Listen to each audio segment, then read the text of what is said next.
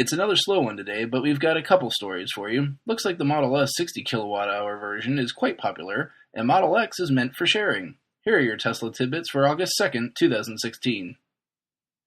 Inside EVs has a cool monthly feature that rounds up a tally of all EVs sold each month. While Tesla does not report monthly numbers, Inside EVs has a very good track record of being in the neighborhood with their reporting. This is what makes this story so very interesting. Inside EVs has Tesla selling a total of 2,150 Model S in July. That alone isn't big news, though. The big news is the goose that the new version, the 60 kilowatt-hour version, of the car gave the numbers. From their article, quote, "It is always tricky to split out sales by trim level and on a regional basis, but we would eat our hat if we learned that Tesla didn't deliver more than 50% of July's cars in the 60 kilowatt-hour version," end quote. Great news for sales of the Model S at the lower price point, but can you imagine what Model 3 sales will be like with a car that will sell at nearly half the cost?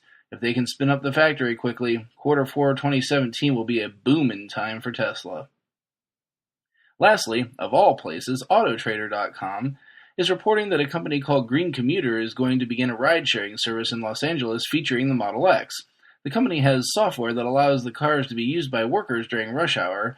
Then, while they're mostly sitting idle outside of rush hour, they will be available to a larger pool of Commuter members. CEO Gustavo Asciuso, I really hope I didn't butcher that too badly, said, quote, "Angelinos understand traffic and care about the environment. We offer a premium all-electric van pool option that's affordable," end quote. He also added that they are the first company to use zero-emission vehicles for their fleet. The company looks to launch an Indiegogo campaign this month to offer services at a discounted rate to spur interest. Prices will start at $10 an hour or $150 a weekend. Having looked at services such as Turo to run a Tesla, $150 for a weekend is a steal. Asciuso further elaborated on the app, making it sound very similar to how Tesla ride-sharing is eventually likely to work, just without the autonomous operation.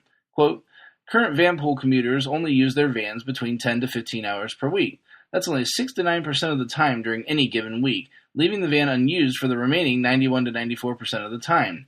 Commuter developed an app that enables the synergy between the van pool and car share systems that will dramatically increase the benefits for all users and maximize the use of the vehicles," end quote.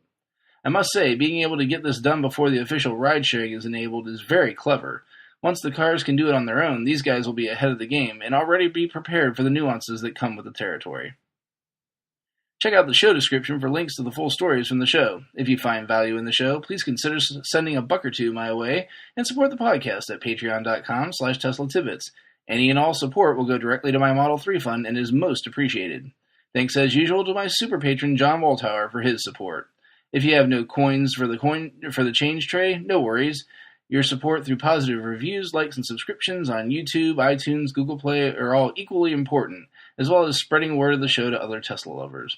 If you have questions or feedback for me, you can reach me via email by messaging podcast@teslatidbits.com or on Twitter @TeslaTidbits. That's it for today. Hopefully we'll have some more news for you tomorrow. Until then, keep it charged and hit the road.